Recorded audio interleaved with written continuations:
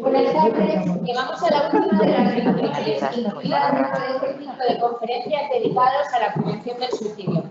Permítanme por ello rememorar las anteriores sesiones. Así, el primer día tuvimos la oportunidad de conocer la visión clínica y las nuevas estrategias que se están desarrollando y llevando a cabo, presentadas por dos grandes especialistas en el tema, la doctora Bóves y el doctor Jiménez Treviño.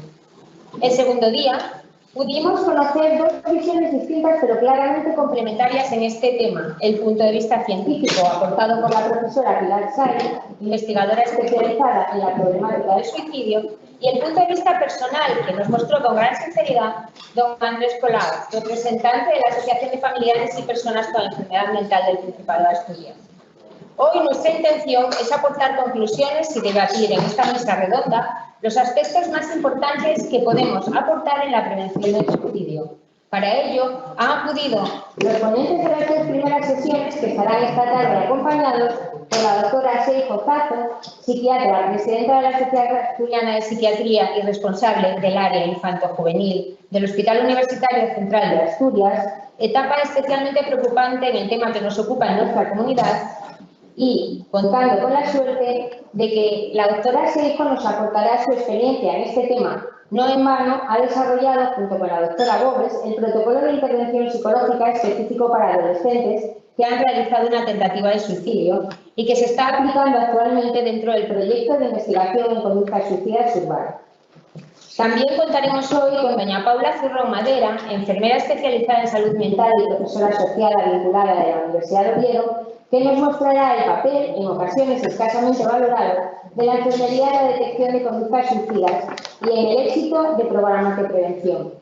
Esta mesa redonda, que como comprobarán, aporta visiones distintas pero complementarias, siendo todas ellas necesarias para abordar un tema tan complejo como la prevención de la conducta suicida, contará como moderador de excelencia con el doctor Julio Bóves, catedrático de psiquiatría, jefe de servicio de psiquiatría en el área de salud mental, presidente del Colegio Oficial de Médicos de Asturias. Su currículum y experiencia en psiquiatría es difícilmente abarcable y el conocimiento de las distintas visiones que pueda haber en la temática del suicidio en nuestro país le permitirán dirigir esta mesa redonda hoy para alcanzar importantes conclusiones en este tema. Les dejo, por tanto, ya con el doctor Julio Bóves. Julio, cuando quieras. Muy bien, buenas tardes. Muchísimas gracias por venir un día tan complicado como este. Vamos a tratar de que con tanta gente conocedora de lo que ocurre con la salud mental, podamos aprender todos, podamos debatir sobre algunos aspectos que todavía no se tocaron en las dos sesiones anteriores y esperamos que ustedes puedan sacar una versión bastante equilibrada de lo que ocurre con este problema. Como saben, arrastramos desde hace siglos y que a lo largo de la historia, pues en España teníamos muy poca afectación y tal vez hemos ido subiendo nuestras tasas hasta el punto que nosotros éramos un país que prácticamente no teníamos comportamientos suicidas, teníamos tasas muy bajas, por encima del 5% por 100.000, y con los años por lo que hemos ido pasando es del 5 al 12%, lo cual quiere decir que nuestras tasas, si bien eran bastante bajas, diríamos tanto inocentes, en las últimas 2 décadas hemos pasado prácticamente a tener tasas medias, y quiere decir que estamos en la media de la Comunidad Europea. Sin embargo, Asturias, frente al resto de las comunidades, como habrán visto aquí seguramente varias veces, tiene tasas, como Galicia, las tasas más altas. De modo que, por un lado, salimos muy mal en la foto española, pero si nos comparan con los nórdicos o con otros países que tienen unas tasas, por ejemplo, los bálticos, o los que eran antes del este, pues nuestras tasas son menores. Bueno, entonces yo les quiero traer a todos estos señores, que son gente muy ilustrada, son enfermeras, psicólogos clínicos, psiquiatras, el representante y presidente de la sociedad o de la Asociación Asturiana de familiares organizados y pacientes organizados, AFESA, y que Daniel quiere decir que es en Asturias una persona súper reconocida porque hace muchísimos años se incorporó a la organización, una vez que vio que tenía una problemática en su entorno familiar y desde entonces no se ha soltado ni un minuto. Una persona de testimonio ideal, ¿no? Bien, ¿qué les voy a decir? Pues, bueno, también me faltaba por hablar de Elisa Seijo, que es la psiquiatra infantil que tenemos en Asturias, que se encarga de la unidad de hospitalización de los niños y adolescentes cuando tienen algún tipo de trastorno mental y o del comportamiento o del desarrollo y que precisan hospitalización de todos los días o una semana. ¿Y yo qué les voy a decir? Pues, bueno, Teresa, Luis Jiménez. Teresa, Luis Jiménez, Teresa Gómez Mascarán, Luis Jiménez Treviño, Daniel Rodríguez Vázquez, Pilar Saiz, que es también catedrático de psiquiatría y trabaja con nosotros en la Universidad de Oviedo, Elisa Seijo, que ya la hemos mencionado, y Paula Zurrón, que es la enfermera que justo está en el medio, o sea, que es la persona que equilibra la clase. Bueno, pues entonces, ¿qué les vamos a decir para preguntarles a ellos? Porque ya saben que hemos tenido dos sesiones anteriormente, donde hablamos de los aspectos y de otros, y hoy quería ponerle solamente a los ponentes dos preguntas, dos tipos de preguntas. Si les paséis en la siguiente, y vamos a empezar a darle la palabra a Teresa Gómez para que conteste desde la psicología clínica qué pasa. Bueno, pues mire, esto que parecen unos dibujitos quiere decir que representan un poco lo que hay detrás de los comportamientos físicos de los suicidas, que es lo que se llama biología molecular que obtenemos de las personas que tienen este problema. ¿Y qué quiere decir biología molecular? Quiere decir genética. Entonces, lo que ustedes saben ya desde el 2003, nosotros disponemos del genoma. Desde el año 2003. Y en estos 20 años hemos evolucionado muchísimo datos que nos hacen predecir algunas cosas de lo que vamos a encontrar en vuestras personas. Así que, digamos que los que están en naranja son personas afectadas y los que están en blanco son personas sanas. Desde el punto de vista genético. ¿Pero la genética explica todo? No. La genética es una genética dominante, como las leyes de Mendel, nos decían que hay unos que son rugosos y otros que son lindos. Esto ya hace muchos años que fue superado. Pero bueno, para entendernos, quiere decir que hay unas preguntas que podemos hacer a la persona que está en esa situación y que nos darán la expresión de los genes. Nosotros buscamos la secuencia de los genes, y esas son unas bases proteicas, y con ello nosotros nos armamos para saber qué quiere decir. Y la otra pregunta que les voy a hacer a los seis, esta siguiente, pues ya ven que es un documento pequeñito que es muy frecuente en estas situaciones y que los que están muy desesperados y llegan a cometer suicidio, pues suelen dejar sus familiares. Este es el caso, en la cocina, esta señora deja ahí una serie de escritos y más o menos casi todos ellos vienen a justificar y finalmente a pedir perdón a todos. Por haberlos dejado, por no haber sido valiente para seguir, por no haberse agarrado a la vida. ¿Y por qué hemos puesto a este título Agárrate a la vida? Porque estamos intentando hacer, como saben, un proyecto de prevención. Y el nombre que le hemos puesto es Agárrate a la vida. Y ahora van a ver qué quiere decir Agárrate a la vida a la luz de esta señora que lleva 9 días enterrada. Y nosotros el programa ya lo tenemos hecho desde 2 años, con lo cual encaja perfectamente con lo que queremos. ¿Cómo podemos transmitir que se pueden pasar todo tipo de problemas? Que se puede tener una genética pues, más robusta, o más frágil, o muy frágil, pero eso no quiere decir que haya que poner aquí la línea de base, el capítulo de desastres. Bien, pues a ellos les voy a hacer estas preguntitas que se deducen de ese escrito. Señora que es madre de varios hijos enfermos. O sea que la pobre madre tuvo que demostrar que era una señora que fue capaz de llegar hasta los 82 años tratando de que sus hijos estuviesen en tratamiento, que estuviesen cuidados, que estuviesen en fin, en mejores condiciones. Bueno, pues llega y termina diciéndonos en esta hojita, encontrándose bastante mal de salud, cuando una persona llega a no valerse ni de pies ni de manos, ¿qué clase de vida es? No puedo dar. Ya me caí, varias veces en casa. Una vez abajo en el portal, tengo muchísimos dolores y ando todo el día a base de pastillas. Bueno, pues me gustaría que estas expresiones nos digáis qué valor le dais, y esto cuando se ocurre en un domicilio, en una casa, bueno, oye, mira, está diciendo que no es capaz de seguir, que le parece que está mala salud, que ya no puede tirar más, en fin. A ver, tenemos una psicóloga clínica que es la que tiene una valoración distinta de los médicos y las enfermeras. Bueno, pues yo por enmarcar a esta persona en su contexto, porque al final a los psicólogos una de las cosas que nos importa, además del papel de la genética y de la biología, que está claro porque somos un cuerpo biológico con una mente y un contexto psicosociológico, enmarcaría el contexto de esta mujer como una mujer que ha luchado mucho en la vida.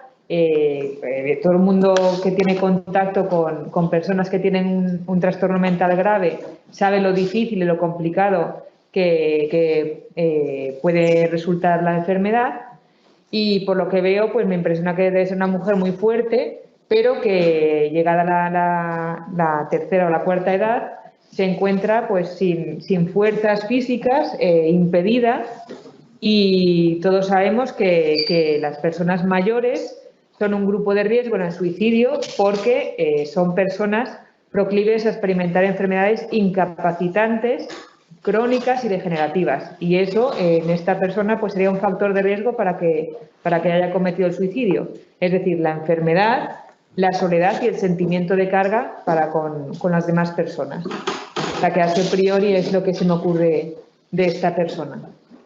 Muy bien, doctor Jiménez, psiquiatra del Centro de Salud Mental de la Isla. ¿Qué te parece lo que dice esta señora, madre de María Jesús?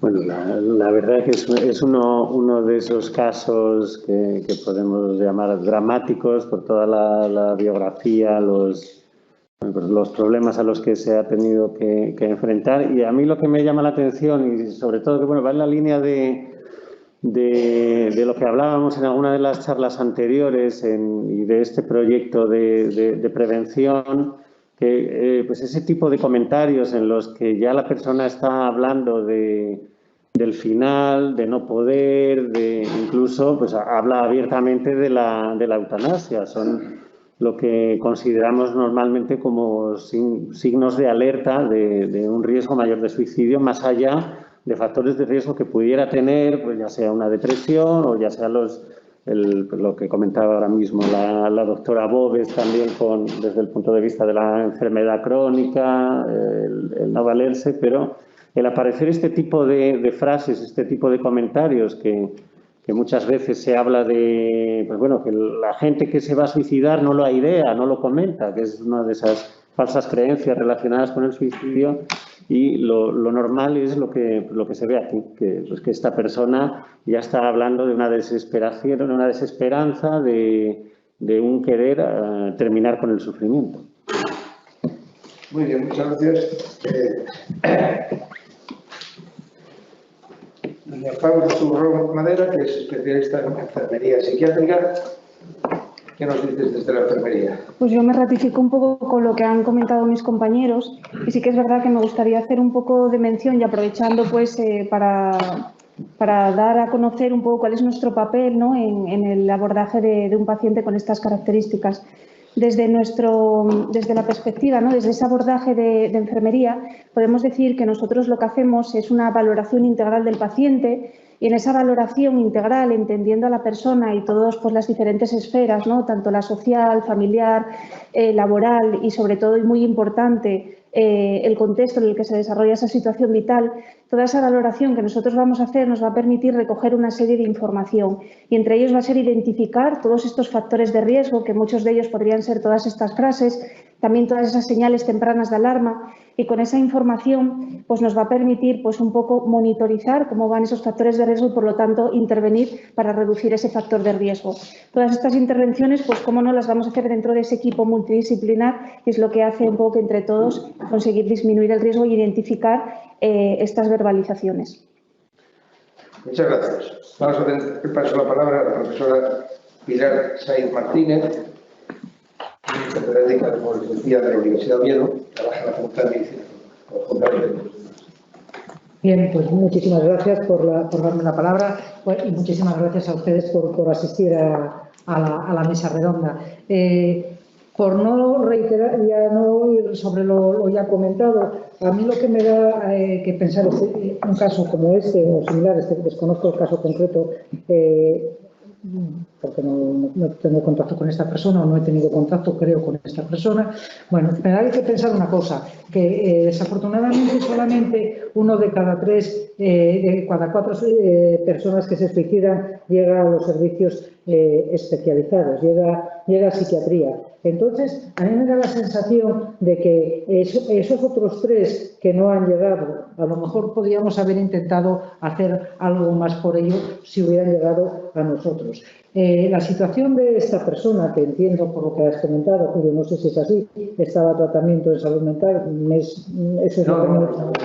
vale, pues lo que yo quiero señalar es que es importantísimo que hagamos un trabajo más conjunto para facilitar la detección tanto en población general, porque ustedes pueden detectar a cualquier familiar que pueda estar en una situación de riesgo. Evidentemente nadie les pide que lo trate, sino por lo menos que intente animarlo a buscar ayuda. O también un trabajo más intenso que con atención primaria, porque muchas veces se olvida que el suicidio también ocurre fuera de lo que son trastornos mentales y existen situaciones en las que existe básicamente una pérdida, me da igual que sea de salud, que sea de estatus laboral por una jubilación, un dolor crónico, incapacitante, una situación de pérdida económica grave y otras muchas situaciones que podríamos seguir señalando que también, sin existir ningún trastorno mental subyacente, pueden acarrear un elevado riesgo de suicidio.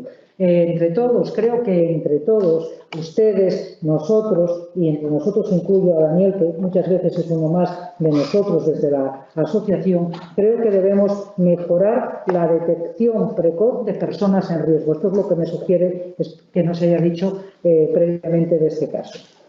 Muchas gracias. Pues damos la palabra a Daniel Rodríguez. Sí, buenas tardes y muchas gracias por invitarnos a la asociación a estar en esta mesa redonda, que yo creo que es un tema muy importante. Pues la primera sensación que uno detecta al ver esto es algo que me pasa como con el tema del COVID. Es decir, el COVID, la única parte positiva del COVID es que ha sacado a la luz el tema de la salud mental y todos hablamos de salud mental con una tranquilidad pasmosa que antes no se hablaba.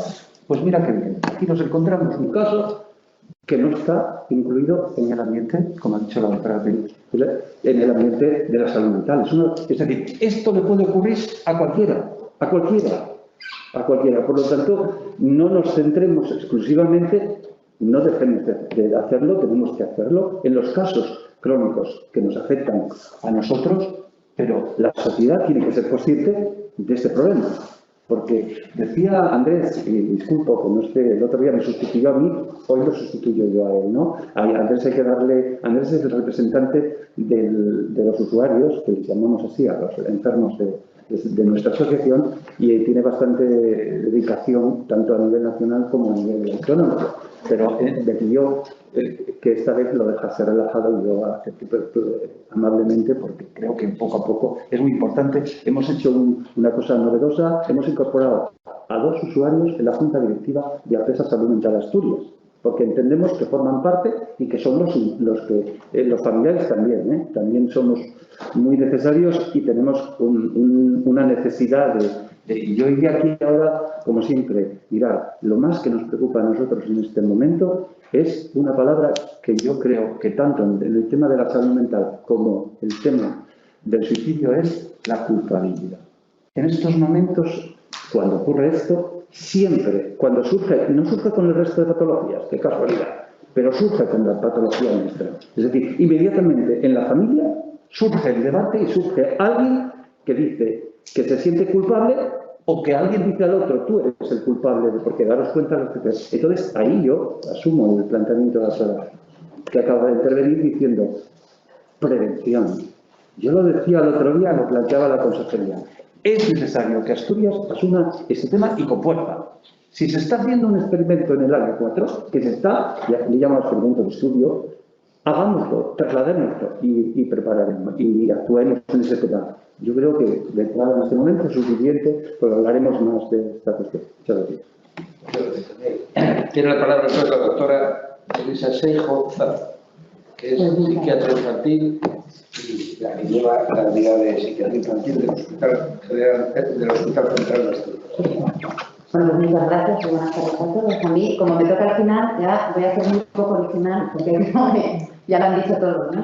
Desde luego, a mí lo que más me impactó de este caso, sobre todo, es eso, ¿no? Me llama la atención las contactos que podemos tener también con la población que a mí me toca, que suele ser la población adolescente. Los adolescentes rara vez van a exponer la idea claramente a un progenitor, por ejemplo, o a un psiquiatra, o a alguien que esté versado en esto, ¿no? Normalmente lo que pasa es que empiezan a decir este tipo de frases, o empiezan a dejar de salir, o empiezan a meterse más en casa, o empiezan a tener unas actitudes que todos tenemos que ir conociendo, pero no solo los profesionales, sino la población en casa, para poder después pedir ayuda, ¿no? Y poder iniciar todos los procesos que van a empezar el doctor Gómez de un manual que habíamos desarrollado la doctora Gómez, que tiene que ver con los intentos de suicidio en los adolescentes, ¿no?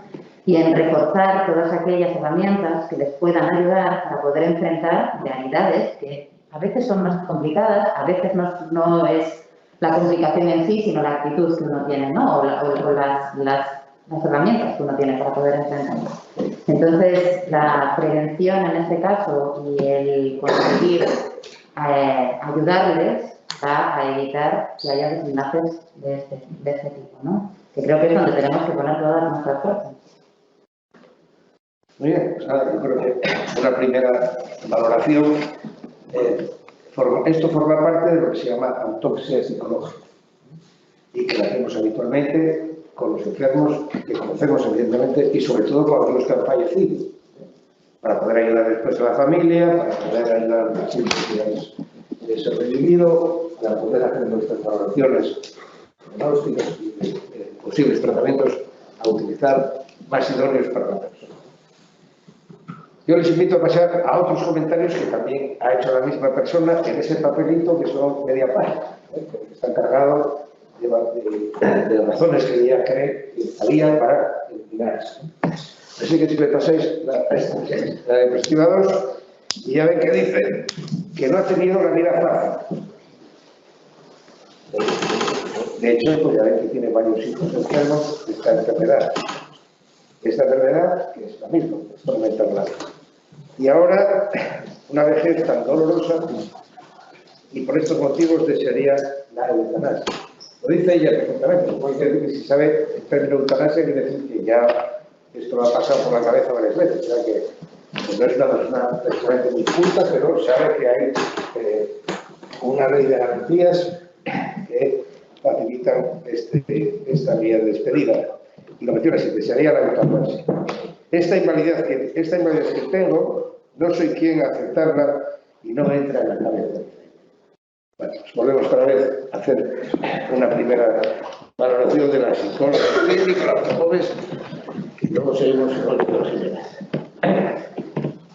Bueno, pues un poco reiterándome en lo expuesto anteriormente, por el genograma que teníamos en la primera diapositiva, podemos saber que esta mujer, que creo que tenía 4 o 5 hijos, varios de ellos estaban enfermos, creo que prácticamente todos, de hecho. Entonces es una persona que ya ha tenido que luchar y seguramente tenga mucha carga encima. En la consulta siempre expongo que todas las personas, incluso las más fuertes, cargan con muchas cosas hasta que la tensión es tan grande que rompen. Entonces todo el mundo, hasta el más fuerte, puede romper. Y eso sí que es algo que quiero rescatar de lo que han dicho mis compañeros de mesa, que esto es algo en el que cualquier persona, cualquiera de nosotros nos podemos ver involucrados. No hay nadie inmune ni nadie que esté a salvo de en algún momento encontrarse en lo que conocemos como una crisis suicida. Y una de las cosas que quiero rescatar, ya que soy la psicóloga de la mesa, es el término aceptación. En este caso, si yo tuviera o hubiera podido tener a esta mujer en mi consulta, lo que habría trabajado es la aceptación de la situación dolorosa. Todos sabemos que muchas veces en nuestra vida tenemos situaciones difíciles de encajar. como por ejemplo la pérdida de un cónyuge, la pérdida de un hijo, la pérdida de un trabajo o por ejemplo una incapacidad laboral, que eso al final es una pérdida. Entonces probablemente quizás hubiéramos podido reconvertir esa resignación o esa desesperanza o esa toma de decisión permanente en una manera de reconvertir, pues a lo mejor después de una vida en la que tú has cuidado a otros, puedes dejar que tus hijos ahora te devuelvan eso que has hecho por ellos. O sea que quizás esa situación que lo ha visto extrema y además pues con un constreñimiento de pensamiento característico de una crisis suicida podría haberse replanteado. Entonces, en este término creo que iría dirigida a una intervención si hubiéramos podido tener a esta mujer con nosotros. Así que yo es lo que hubiera enfocado con esta mujer. Y por supuesto, dado que el contexto es una persona de 83, 84 años, el tema de la soledad. Sí que sabemos que con la pandemia muchas personas mayores han perdido muchos vínculos porque al final se les ha encerrado en jaulas de cristal, por así decirlo. Las personas en las residencias han estado aisladas. Y sabemos que los seres humanos somos mamíferos y necesitamos de otras personas, no solo videollamadas, sino contacto. Y al final muchas veces por proteger a los abuelos para que no se contagiaran, tenemos casos drásticos de que los abuelos han estado 2 años sin un abrazo, sin un beso, sin contacto humano. Y eso evidentemente pues en el entorno de los mayores se ha notado. Entonces, bueno, la intervención sería por una parte con ella en cuanto a la aceptación de la ayuda, sobre todo porque cuando uno ayuda hay veces que le cuesta recibir ayuda, y por otro favorecer un poco de conexión con su entorno, con su familia y con el entorno cercano. Muchas gracias. Doctor Jiménez. Pues a mí esta segunda diapositiva me hace pensar en uno de los factores de riesgo que más se asocia al suicidio, como es la depresión. La depresión es una enfermedad mental muy prevalente que se presenta o que la puede padecer pues, cualquiera de nosotros en algún momento de la vida. Y es una enfermedad que altera nuestra manera de percibir el entorno. Y es claro, aquí me faltan obviamente datos que nos podrían orientar más, pero bueno, con estas frases uno siempre puede plantearse pues esta sensación de invalidez que tiene ella, de desesperanza, que igual tampoco se correspondía con una realidad. Pues ella habla de, pues ya caí un par de veces, pero quizás sean lo que llamamos y lo que se ve en la depresión, ideas sobrevaloradas, a veces de incapacidad, de invalidez, de inutilidad, y pues la depresión es uno de los principales factores de riesgo de suicidio. Las ideas de suicidio forman parte de la constelación de síntomas que aparecen en la depresión, y en gente mayor es una enfermedad más difícil de diagnosticar que en gente joven o en adultos de mediana edad, porque muchas personas mayores asocian este tipo de sensaciones con la propia vejez. El sentirse que uno no vale, el sentirse solo, triste, pues a veces ellos mismos lo enmarcan en el contexto de su situación vital, de su edad, en este caso encima pues con la trayectoria vital que tiene con sus hijos, y dificulta que pidan ayuda. Y volvemos, pues si hablábamos de la importancia de la detección de los signos de alerta y de la posibilidad de riesgo de suicidio, pues uno de los factores más importantes que también necesitaríamos detectar cuanto antes, porque tiene tratamiento, es la presencia de una depresión. La depresión es una enfermedad que tiene su tratamiento, un tratamiento eficaz, y que llevaría a que no llegara a producirse este tipo de ideas y comportamientos suicidas. Paula Zurrón, que es la experta en cuidados de enfermería. Pues efectivamente yo creo que nos encontramos ante una situación de riesgo real en esta paciente, y acompañando un poco la intervención del resto de profesionales dentro de este equipo multidisciplinar, yo considero que a veces hay intervenciones que hacen muchísimo a pesar de que no lo consideramos. En este caso sería pues la presencia, el acompañamiento, el estar ahí cuando la persona nos necesita y acompañar todo eso pues con esa escucha, ese apoyo emocional. Son intervenciones que por sí solas son muy efectivas y además los pacientes lo valoran lo verbalizan así en las consultas, ¿no? Que es lo que más les ayuda, al saber que cuando llaman al centro o acuden al centro siempre hay alguien que les va a tender la mano. Así que yo acompañaría un poco esas intervenciones, tanto por parte de psicología como por parte de psiquiatría, con todo este acompañamiento a nivel un poco más emocional y trabajando sobre todo pues ese aislamiento social, dándole pues a la paciente pues herramientas o incluso recursos para disminuir sobre todo ese sufrimiento en relación al aislamiento social. Doctora Pirasay. Bien, no sé si es porque tengo el ordenador enfrente y lo estoy viendo directamente en rojo, pero lo que más me llama la atención en este caso, en esta pregunta que se plantea, es la palabra eutanasia. Existiendo en el momento actual una ley en nuestro país que regula la posibilidad de su solicitud, yo lo que me las planteo como profesional, hasta qué punto una persona que tiene un trastorno mental, cuando éste está en fase aguda y no actúa con la claridad cognitiva suficiente, no es que no la pueda pedir, pues solicitarla, pero hasta qué punto se debe ser mucho más consciente de esta limitación que puede tener el paciente en ese momento y desde luego lo que no se puede es proceder como existen ejemplos que es de procedencia en otros países, concretamente de Centro Europa, donde con una solicitud un paciente que ha sido valorado por solamente 2 profesionales y que después se arrepiente teniendo un trastorno mental, pues acaba pues llegando a morir de esta manera. O sea, yo lo que quiero decir es que las personas con trastorno mental, cuando este está en fase aguda, tienen una alteración de su capacidad cognitiva que hace que sean unos pacientes, entiendo yo, especiales a la hora de ser evaluados en este tema al menos. Muy bien, pues. Vamos a ver, es un reflejo, es un retrato clarísimo del familiar, del cuidador no formal. Es decir, esto que aparece ahí es lo normal y habitual en las familias, en este caso, habla de que tiene 2 hijos. Y la edad que nos traslada ha vivido una situación, claro que necesitamos herramientas, es decir, necesitamos un previo familiar y un previo de atender al paciente. Es decir, hay 2 cosas que no se pueden olvidar. Es decir, lo que no se puede hacer es, en un momento dado, en una consulta, fríamente se te diga, tienes un esquizofrénico y te lo llevas para tu casa y convives con él las 24 horas del día sin ninguna información de ninguna clase. Y la mayoría de las veces, bien dicho, porque después con el tiempo coincidimos plenamente en el psiquiatra y el familiar. Es decir, la guerra previa es muy grande, eso os lo digo. El comienzo es de dar cabezazos totalmente. Nos sentimos muy mal, pero el tiempo accede a todo el mundo y pone a todo el mundo en su sitio y te va dando cuenta de lo que tienes. Y que te digan, esto no tiene cura, esto, yo como le transmití a mi mujer en algún momento, se va a morir probablemente de otra cosa, no de esto.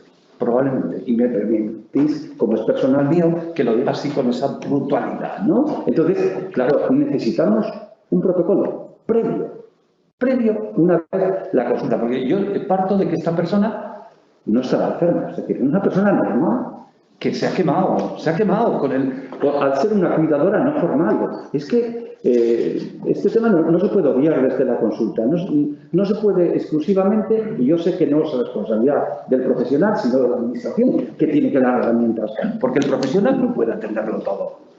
Aunque quiera, no puede atenderlo todo. Y luego viene el después. Oye, a mí no me extraña que en algún momento dado piensen eso, otros piensan en algo más sencillo, más sencillo. Cortan la relación familiar y dejan a sus hijos, a su marido, a su mujer, al libre albedrío, a que la defienda la sociedad. Eso es lo que hay y la mayoría de las veces. Y entonces aparece lo que os decía antes, que yo no la quiero olvidar, la culpabilidad. Empiezan a echarse la culpa uno al otro. El marido a la mujer por no haber cuidado al hijo bien o a la hija y viceversa. Entonces, insisto, prevención. Y os anuncio, ya que viene la compañera de infantil juvenil a continuación, lo que nos llega de la escuela en este momento como consecuencia del COVID es tremendo. Es tremendo. Se están dando en este momento las circunstancias en las escuelas, estoy hablando de los niños de 3 recién incorporados a los centros, problemas de socialización, problemas de adaptación, de lenguaje. Bueno, increíble. Según trasladan los centros, yo fui profesor de primaria y por tanto, y tengo mi nieto en 3 años y estoy en pleno contacto con, igual que en la salud mental. Y represento al CERMI en el Consejo Escolar del Principado. El CERMI abarca toda la discapacidad. Entonces, una vez que yo formo parte del CERMI como acceso salud mental de Asturias, pues dice, ¿quién mejor que vaya para el Consejo Escolar del Principado? Pues un docente. Os digo que lo que se avecina es tremendo. Es tremendo. Y como no tomemos cartas en el asunto, yo recuerdo una frase en una de estas mesas televisivas que tuvimos, la prevención en infantil, que lo hablábamos en la televisión esta de Asturias con el doctor Gómez, porque el resto, mal que nos pese, está mucho más atento. Lo adulto está mucho más atento, muchísimo más. Y en lo infantil se camufla muchísimo más, porque hay los problemas típicos de la escuela, del patio, que le llaman, la selva, del patio infantil, ¿no? Muchas gracias. La doctora Lisa Seijo. A ver. No sé si recoger ese guante o no. Recoge, yo te lo hago. No, a ver, 2 cosas. Yo, primero, por seguir con este tema y después ya, porque el tema de infancia juvenil yo creo que nos podría llevar una mesa o 2 o 3, es cierto, para mí es una situación muy delicada, ¿no? Pero al hilo, como, bueno, mi cabeza siempre está ahí, en la parte más infanto-juvenil. Es cierto que en este caso, aparte de lo que han comentado todos mis compañeros, a mí me viene a la cabeza la definición de salud, ¿no? Por parte de la OMS, que es el bienestar, pero el bienestar no solo físico, sino también mental y social, no solo la ausencia de enfermedad. Entonces, es cierto que esta mujer pues, físicamente tenía limitaciones, está más mayor, a lo mejor se cae, seguramente no sabemos, pero pueda tener una depresión, pero es que además lleva una vida muy complicada a su alrededor, lleva una vida además de cuidado a unos hijos, lleva una vida de dedicación, por lo menos lo que yo no la conozco personalmente, lo mismo, pero un poco lo que nos van trasladando. Y la soledad no es una soledad solo por su familia, es que verdaderamente está sola. En infantil juvenil, una de las cosas que hacemos siempre, lo que tenemos que hacer, es no solo intervenir sobre el paciente. El paciente nos cuenta las cosas, puede ser un niño o un adolescente, pero es que después tenemos que preguntar siempre y contar con la familia y además debemos preguntar siempre y contar también con el colegio, que es donde pasa la mayor parte del tiempo, ¿no? Entonces, en adultos, bueno, pues con un tema también de organización, supongo, y porque no se puede hacer tampoco, un poco lo que decía Daniel, ¿no? No son temas de profesional, porque profesional intenta abarcarlo todo, que no da, ¿no? Pero esta mujer no se ha llegado, esta mujer no llegó a salud mental. O sea, que verdaderamente no se dio el apoyo a la cuidadora. Esta cuidadora estuvo muy sola hasta que ha llegado este momento en el que ya tira la toalla, ¿no? Pero antes de tirar la toalla, todo lo que hubiéramos podido hacer, si hubiéramos comprendido el contexto global, ¿no? Entonces, sus hijos estaban tratados, sus hijos estaban en consulta, bueno, no sé si mejor o peor, no sé, la evolución de los hijos, ¿no? Pero más o menos estaban recogidos, digamos, de alguna manera. Esta mujer no estaba recogida, no tenía otro apoyo, que efectivamente rescataba la parte, ¿no? De lo importante que es muchas veces hacer un acompañamiento, estar con la persona, ayudarla a descargar parte de toda esa carga emocional, que no tiene por qué llegar a ser una patología por sí misma, sino simplemente ayudarla con estas, ¿no? Los acontecimientos vitales estresantes, que son otra de las cosas que nos sale siempre en la parte de los factores que pueden llevar al suicidio, ¿no? De una persona. Entonces, a mí es lo que me llama más la atención, que la soledad, pero de verdad, ¿no? Que transmite todo el tema alrededor. Y de infantil juvenil, efectivamente, hablaremos, se ha implementado muchísimo, ya lo veis en la prensa, lo veis en todos los sitios, es una población tremendamente vulnerable y que ha salido muy mal parada de la pandemia, muy mal parada y ahí estamos. Bueno, pues vamos a pasar al tercer bloque de manifestaciones que ya hace en la nota que ha hecho de despedida, ¿no? Dice, pido perdón a todos mis hijos y a todo el mundo. Se refiere al pueblo que ya conoce, ella vive en el mundo rural desde toda su vida. No tengo ganas de vivir ya, ella lo escribe así, ya va mucho tiempo atrás. Nunca acepté esta invalidez y por lo tanto digo que sin ganas no se puede vivir. Estas son las palabras literales que ella escribe, pero que aquí les hemos puesto abajo. Claro, es exactamente como ella lo cuenta, ¿no? Bueno, pues empezamos otra vez. Doctora Oves, ¿qué dice la psicología clínica respecto a esta situación final del documento? Bueno, pues un poco por rescatar sobre todo las palabras de representante de ACESA, de los familiares, quisiera también sacar a colación el papel de la posvención, es decir, que alguien ha encontrado a esa mujer con el suicidio que haya cometido y alguien se encuentra esa nota. Y esa nota es como un latigazo que va a todas las personas que conocen de forma directa o indirecta a esta persona. Entonces sabe que por cada suicidio consumado hay entre 6 y 10 víctimas directas. Entonces me imagino o me pongo en la piel de esos hijos, de esos nietos, de esos familiares, de los vecinos que saben que esa persona ha cometido un suicidio y el impacto emocional brutal que tienen. Y ya no solo por la culpa, que la culpa es grandísima y difícil de cambiar en el duelo por un suicidio, sino de la vergüenza. Muchas personas ni siquiera dicen que su familiar se ha suicidado por vergüenza, por ser señalados, por ser estigmatizados. Porque estoy de acuerdo con lo que decía Daniel, que a propósito de la pandemia la gente habla de salud mental, pero salud mental sigue estando estigmatizada. Nuestros pacientes siguen estando estigmatizados y en este sentido el suicidio tiene un doble estigma. Entonces, con esta nota lo que me viene a la cabeza es el papel de la posvención. ¿Qué hacemos con los familiares o con los allegados de las personas que se suicidan? Para trabajar la culpa, para trabajar la vergüenza, para trabajar la tristeza de perder a esa persona, a esa madre tan entregada que me imagino que haya sido.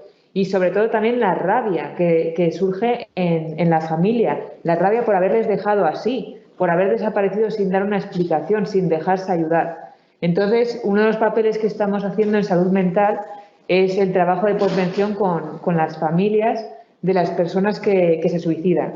Y, por supuesto, por poner ya casos más dramáticos, las personas que encuentran el cadáver, que evidentemente algunos llegan a desarrollar estrés postraumático de estas situaciones.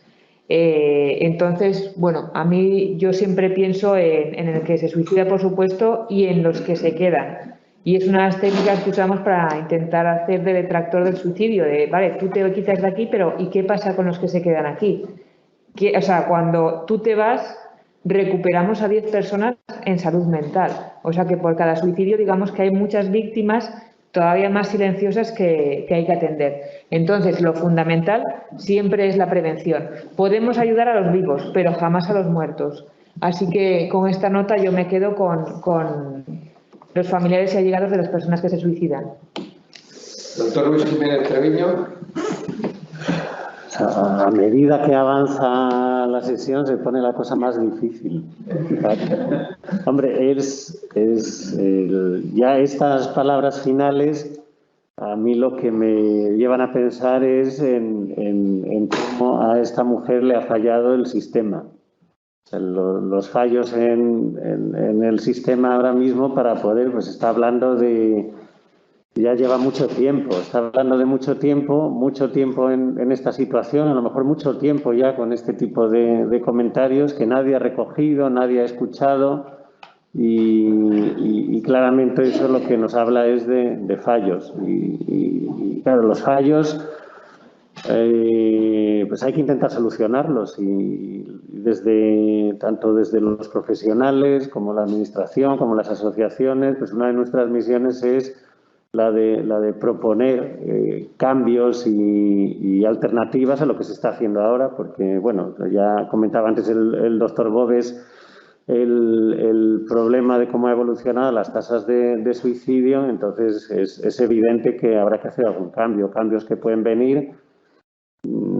Sobre todo, o sea, se ha hablado también de la importancia de la prevención, que la prevención sería lo más importante y que tiene que ser una prevención a todos los niveles de la sociedad. Pues también se ha dicho que muchos de los pacientes suicidas no han tenido contacto con el sistema sanitario, los del sistema sanitario están más acogidos, entonces necesitamos pues iniciativas como esta que estamos llevando aquí ahora mismo de difusión, de información, lo que decía Daniel también de protocolos, que lleguen los protocolos y las pautas de actuación a la población general, a los profesores, para los adolescentes, a los cuerpos y fuerzas de seguridad del Estado, a todas las personas que en un momento dado pueden tener contacto con una persona en riesgo y que puedan conseguir evitar que se llegue a esta situación. Y bueno, como crítica un poco así, yo que suelo ser muy crítico con la administración y con el sistema, pues para poder llevar a cabo todo este tipo de iniciativas lo que se necesita es financiación. Porque pues el dinero que se dedica a la prevención del suicidio ahora mismo en España, pues comparado con otros temas es ridículo. Y luego además estamos en la España de las autonomías y en cada autonomía hay un plan, un protocolo, o sea, no hay una estrategia nacional que sería pues, lo básico para empezar a hablar de una prevención seria en condiciones y sobre todo basada en los datos que nos proporcionan los estudios científicos avalados pues, por estudios experimentales como lo que han propuesto la doctora Seijo y la doctora Boves con los adolescentes. Hay que medir qué intervenciones funcionan y luego aplicarlas, pero de forma homogénea por todo el mundo. Paula Zurrón, Bien, pues yo con este relato también recojo un poco lo que comentaba la doctora Boves, ¿no? El impacto que puede tener esto en la familia y centrándonos en lo que es la posvención. Cuando hablamos un poco de la posvención, aquí sí que podríamos hacer un abordaje más preventivo, prevenir lo que es sobre todo el desarrollo de un posible duelo complicado. Aquí acompañaríamos un poco en la elaboración de un duelo, sobre todo eso, intentando evitar que sea un duelo complicado.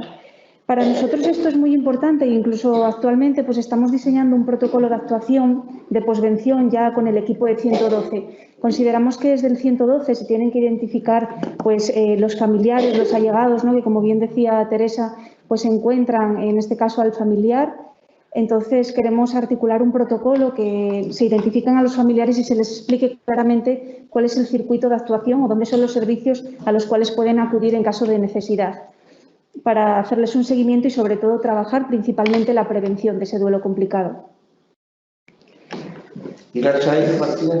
Bien, pues sin olvidar que considero que lo más importante es incidir sobre la prevención en el paciente para evitar estas situaciones. En segundo lugar, una vez que ocurren, desafortunadamente ocurren, considero que la posvención es fundamental. Resulta que jornadas como estas, no digo esta de hoy, sino han sido varias reuniones, pues y otras que he tenido que no han tenido nada que ver con Agárrate, pues me han permitido darme cuenta que en ocasiones los profesionales, es decir, nosotros mismos, cuando nos ocurre una situación de este tipo, no sabemos cómo enfrentarnos y a veces nos sentimos incapaces, porque también nosotros nos sentimos culpables y avergonzados, incluso a veces, insisto, sin saber manejar exactamente la situación, para enfrentarnos a los familiares y poder facilitar enfrentarnos, ¿no? para poder poner en contacto con el familiar e intentar de esa forma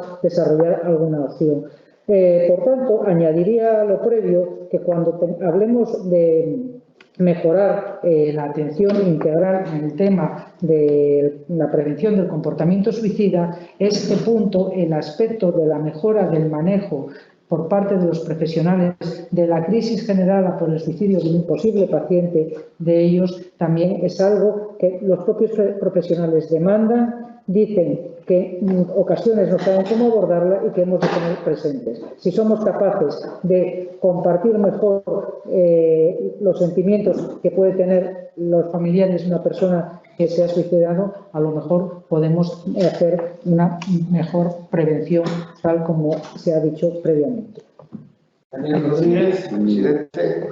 Yo denota uno al leer la primera frase de la diapositiva, fijaros, esta persona ha quedado sola y encima nadie le ha dado soluciones y se siente culpable, es decir, de no haber sido capaz de cuidar a sus dos hijos, porque dice, pido perdón. Es decir, es como cuando, me vais a permitir, cuando se habla de la violencia y dice, no, es que me pega cuando lo merezco. Solo cuando lo merezco. Cuando lo merezco, no. Esta mujer viene a decir, es que es mi responsabilidad, ¿no? Y es así, insisto, lo estamos viviendo diario. Lo que es que la situación que se produce con el tiempo, todos tenemos, apareció por aquí la palabra aceptación. De poco a poco todos vamos aceptando la situación.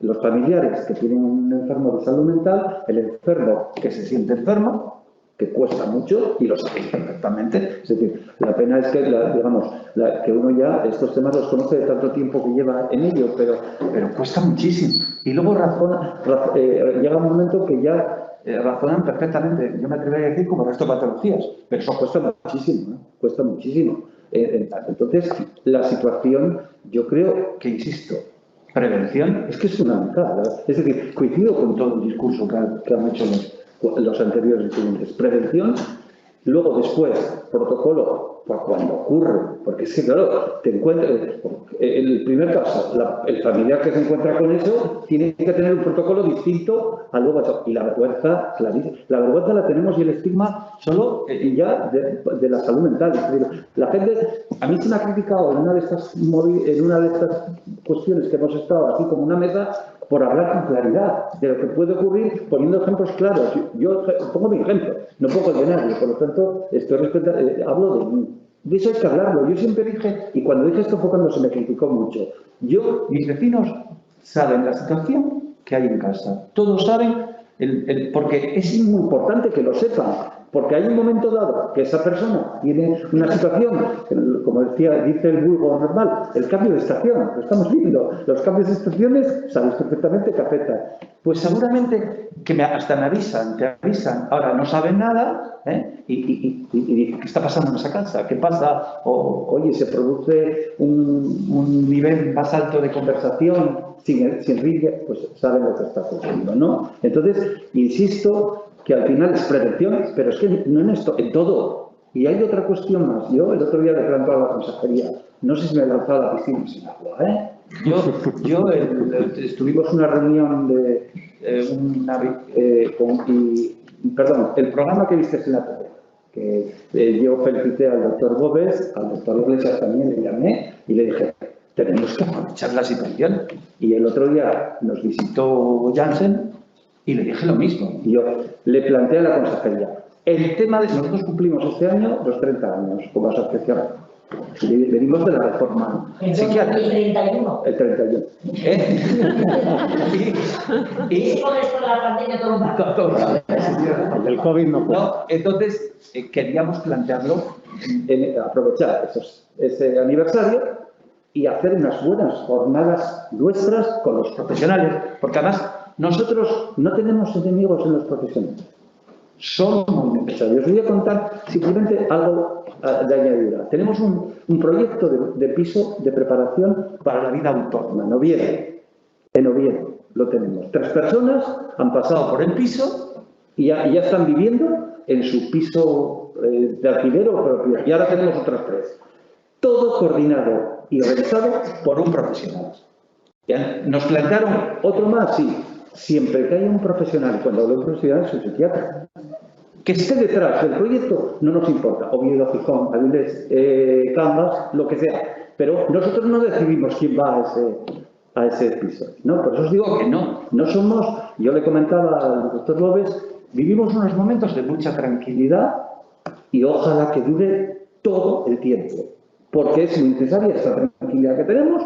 Cada uno tiene su manera de actuar, como cada maestrillo tiene su librillo, pues aquí también, ¿no? Y es fundamental que tiremos todos hace el mismo lado. Desde cada uno de su respeto, con respeto a su profesión. Es decir, yo no me meto con un diagnóstico ni con una medicación. Eso es responsabilidad de otros, no es mío. Ahora, cuando estoy en casa yo debería saber y tener herramientas para tratarlo y para evitar problemas a mí, a él, a la persona y a la sociedad.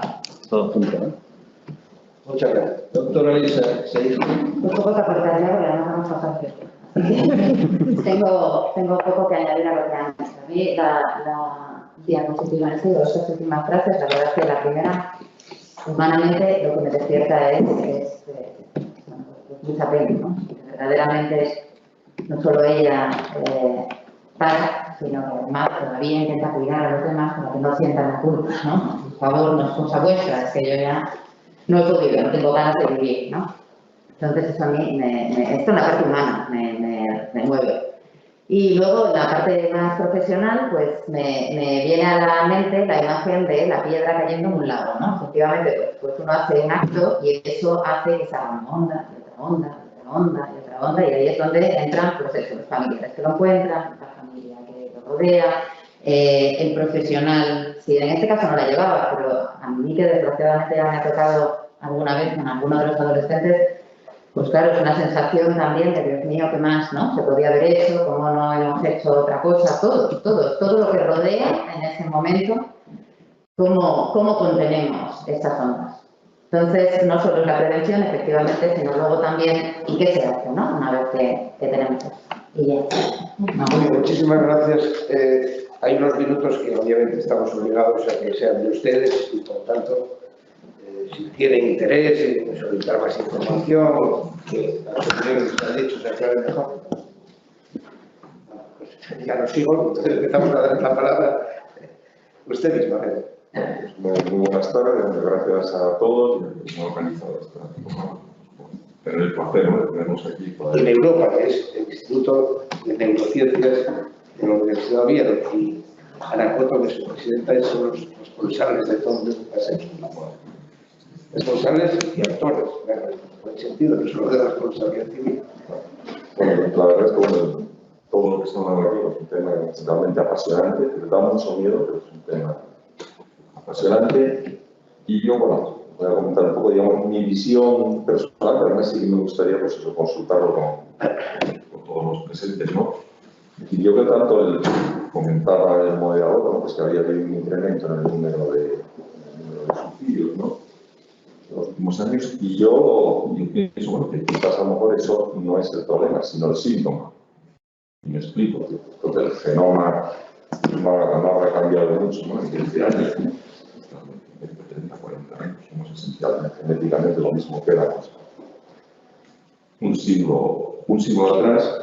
Yo me pregunto si no tendrá que ver en todo esto, digamos, toda la serie de cambios de valores sociales que está habiendo. Bueno, salió el tema de la eutanasia, el tema de la vida, pues el hedonismo, yo ya no valgo para nada. De hecho, bueno, yo pongo el caso de que porque yo me las he visto canutas para hablar del tema de la pandemia, me las he visto negras para sacar dinero de un banco y bueno, una persona, bueno, pues que más o menos te manejas bien y tal, y bueno, pero un auténtico barbario. Pero yo estoy imaginando a una persona mayor, claro, vaya se cambia, pida cita por teléfono, no sé qué, por defecto te daba la cita telefónica en una sucursal que no tenía caja, con lo cual no puedes necesitar el dinero.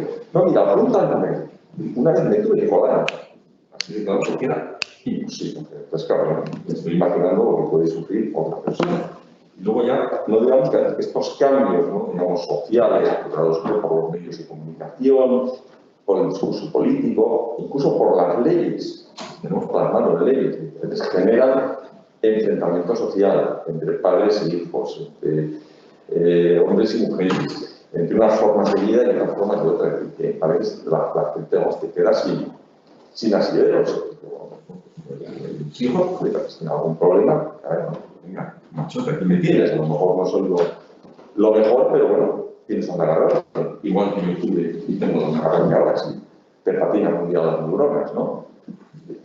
El tema de la eutanasia, digamos, que es que ahora mismo lo he comentado, el tema de los suicidios, que parece que estamos convergiendo en lo malo, ¿no? Porque en los países donde más suicidio, bueno, pues es mal de muchos, consuelo de tontos, ¿no? Pero realmente, claro, si no tenemos una cultura de que la vida es valiosa, esto se está viendo en mucha gente, ¿no? Discursos se está acabando, bueno, ya mi vida no tiene mucho que aportar, lo ya he vivido. De hecho, bueno, hasta hay vídeos promocionales de la Organización de Naciones Unidas, donde, bueno, que ya ha vivido suficiente, tiene que ir dejando sitio. Eso te dejas sitio tú, pero no nos metas a los demás en esta historia, ¿no? Bueno, yo creo que ya me he descansado a gusto. No soy ni gracias ni por esta vez. Ya lo sabemos también su opinión. Había eso, Buenas tardes, yo quisiera pedir como cuidadora de 25 años una persona con enfermedad mental, que en ese caso la señora era cuidadora también, que no existen protocolos de cuidado del cuidador.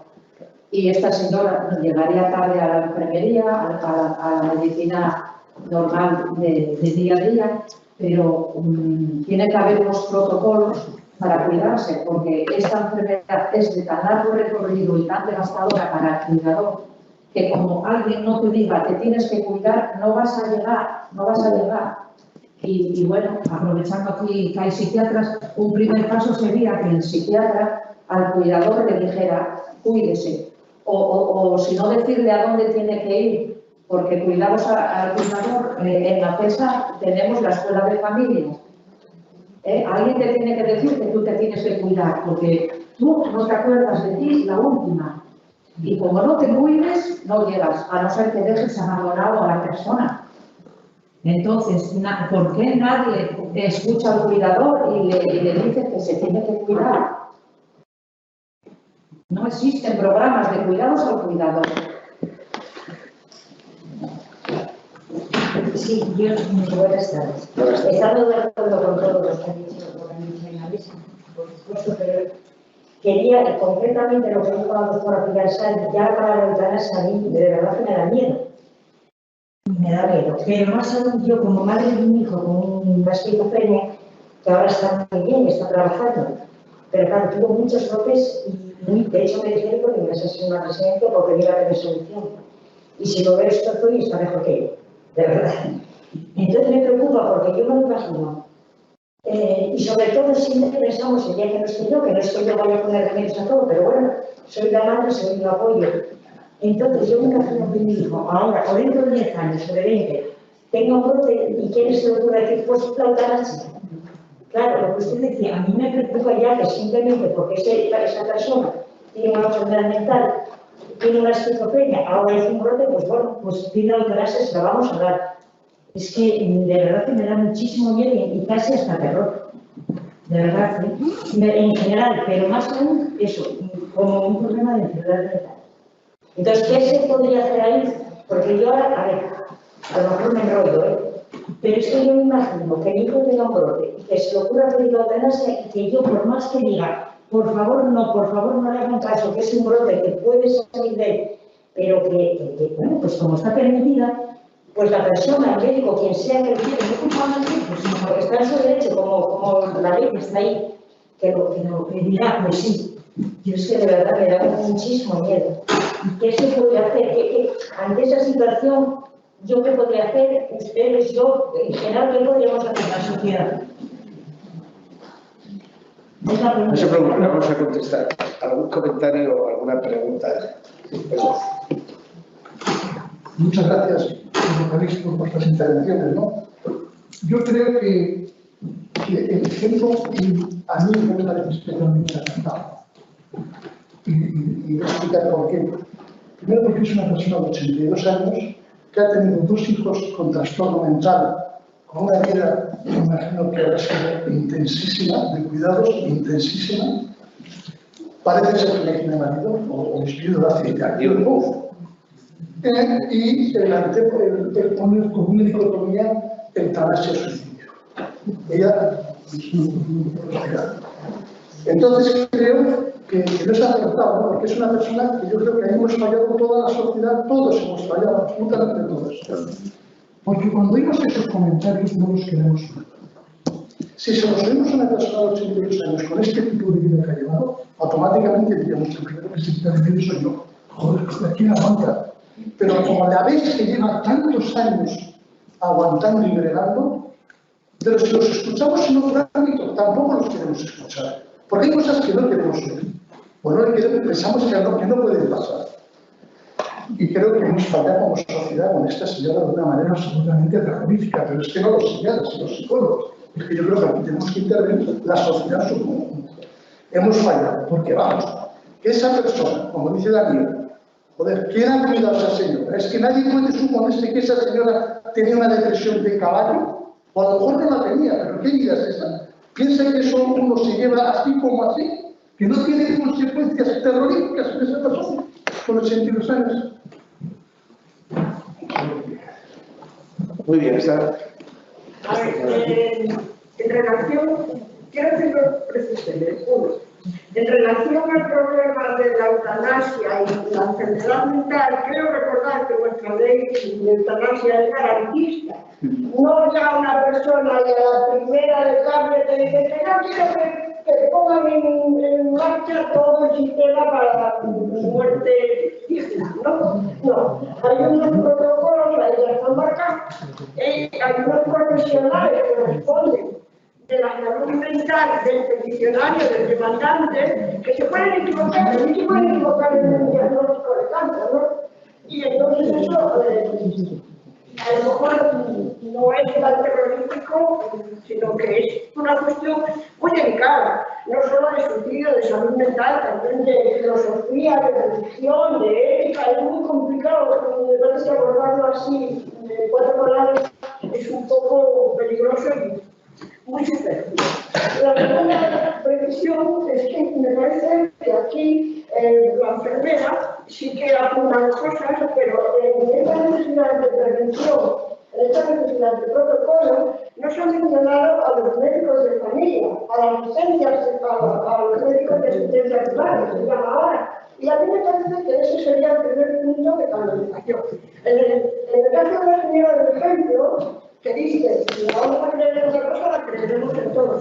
Y si dice que hay muchas enfermedades, que se supone que es una usuaria de salud, de los sistemas de salud, se supone que alguien pues habría tenido un filtro, una posibilidad, pero claro, yo también digo que los profesionales no son malignos, pero todos tienen los medios que tienen, los horarios que tienen, y el sistema falla en el conjunto.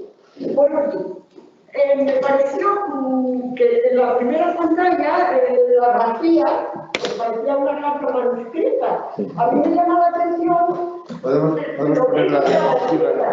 Nada, eso, ya. Sí. Me parece que es una grafía muy estable. Yo siempre como nerviosa, vamos, una de las cosas normal. Eso me parece que un brazo lo coge y también está con sus posiciones.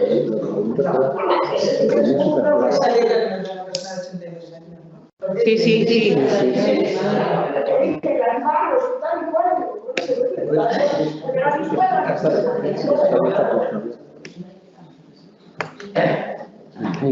Sí, vamos a intentar concluir. Lo único que no hemos traducido es lo último que pone, que advierte a su hijo, el más responsable de los dos, que las cartillas y el dinero lo ha dejado en el armario. Pero bueno, es una cuestión que no tenía que ver con lo que buscaba. O sea, que lo escribió ella hace 8 días. Por eso lo hemos traído hoy, porque era una familia que nosotros estamos estudiando desde el punto de vista de genética. Cuidado que había varios miembros afectos en la familia. Y nos pareció que no solo biología, sino también otras muchas cosas. Entonces, el fracaso social, sin duda, una señora que ella sola cuidó 5 hijos, porque hay 3 que no están. ¿Y qué pasó con los 3 que no están? Se suicidaron igual que la madre. O sea que le tocó cuidar una situación imposible.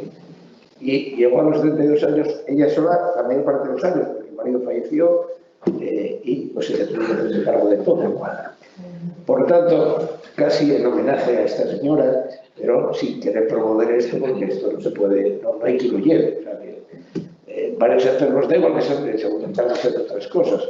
Una persona sola cuidando de varias personas enfermos graves en una casa, rural, etcétera, con mucha limitación de medios, pues desde luego era para hacerle un monumento.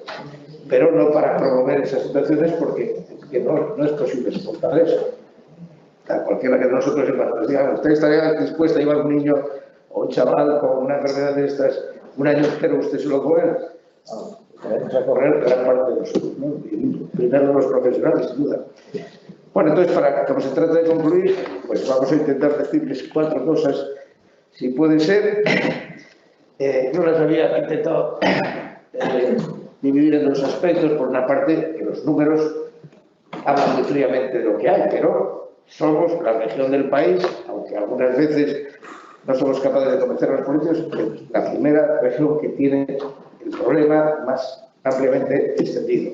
Y por lo tanto, nosotros estamos convencidos de que somos nosotros los primeros que tenemos que dar guerra a unos y a otros, exigiendo herramientas, exigiendo planificación, exigiendo metodologías y exigiendo medios económicos si son necesarios, que seguramente que lo van a ser, porque al crear equipos, pues más gente que interviene ya se sabe lo que quiere decir, ¿no? Por lo tanto, no nos cansaremos de decir que aunque hay países que están peor que nosotros, aunque hay otros sitios peores, en España no somos nosotros precisamente los mejores. Y por eso pues, nos consideramos con razones suficientes como para reivindicar una y otra vez. Y que cada vez que nos aplazan, pues sí, pues ya está, pues casi está, pues vamos así muchos años. No crean que esto es fácil también, porque claro, yo casi me voy a jubilar y hace no sé cuántos años que tenemos estudios desde la universidad y desde la existencial, donde estamos bloqueados porque no podemos ir más allá debido a que no nos facilitan las cosas, por una parte por medios y por otra parte, pues cuento de eso decía el consejero, porque hace falta un acuerdo entre el Ministerio de Justicia y el Ministerio de Sanidad para poder detectar realmente quiénes son las personas que se han suicidado. No que nos diga quién es fulano, sino qué condiciones tuvo desde el punto de vista de salud este señor, para poder programar y poder predecir este tipo de situaciones. Y eso se puede, sí, siempre que tengamos los datos que no tenemos. Están en los ordenadores, pero no disponemos de ellos porque falta que se pongan de acuerdo el Ministerio de Justicia y el Ministerio de Salud. Bien. ¿Qué otras cosas les queremos decir? Bueno, pues que todo esto se da en un contexto de que la esperanza de vida aumenta. Es decir, cada vez tenemos más posibilidades de vivir, pero luego, claro, con los enfermos ya la cosa, pues de aquella manera, ¿no? O sea que ya que somos capaces de organizar que la población española viva más, pues tendríamos que añadir rápidamente, pero que viva mejor, que viva con unas condiciones de salud mucho mejor. Así que por eso decimos que solicitamos que se incorpore la salud a todas las políticas, no las políticas del Ministerio de Sanidad o la Consejería de Sanidad, sino a todas las políticas, porque si no, estamos poniendo frenos seguramente por unos lados o por otros. Y por otra parte, pues como ven, es necesario garantizar derechos.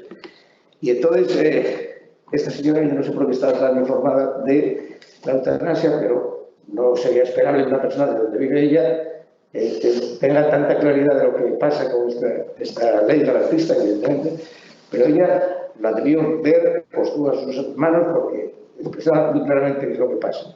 ¿Y qué es lo que pasa? Que para que se acepte, evidentemente, primero tiene que ser el médico y otro médico más, o sea, 2 médicos son los que proponen, dado que tuvieron una demanda de un paciente o de un familiar, para que se estudie por la comisión de expertos. O sea que después de los 2 primeros médicos hay otra comisión de otros 2 médicos que se dedican exclusivamente a esto o básicamente a esto y son los que tienen que dar el veredicto.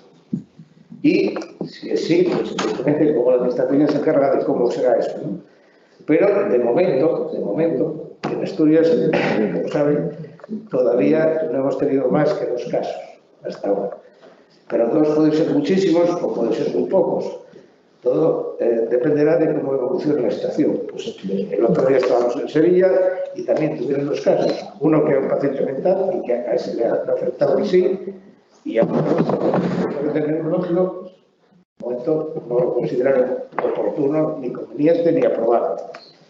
Así que eutanasia no quiere decir ni bueno ni malo, quiere decir que es una garantía que el Estado ha desarrollado, como los países europeos, estamos originales los españoles, pero que no es un matadero ni es un sitio donde se vaya a parar sin condiciones claras de defensa.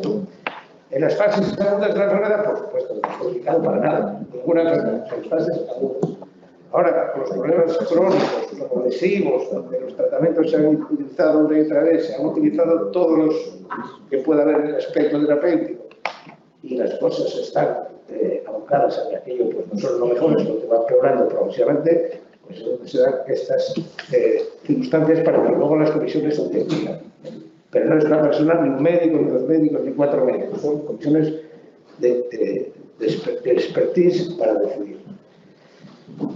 Bueno, pues yo creo que hemos llegado a darle las gracias, como no, a la directora de Europa, la doctora Coto, que es catedrática de histología, o de biología celular, perdón, que es como se llama más correctamente, de la Universidad de Oviedo, y es la que lleva la responsabilidad de que desde Europa podamos hacer este tipo de presentación en sociedad o de diseminación en el sistema social de programas preventivos como es este que pretendimos llamar Agárrate a la vida, porque pensamos que hay un gran espacio ahí para agarrarse unos a otros y sobre todo cuando las circunstancias son muy diferentes.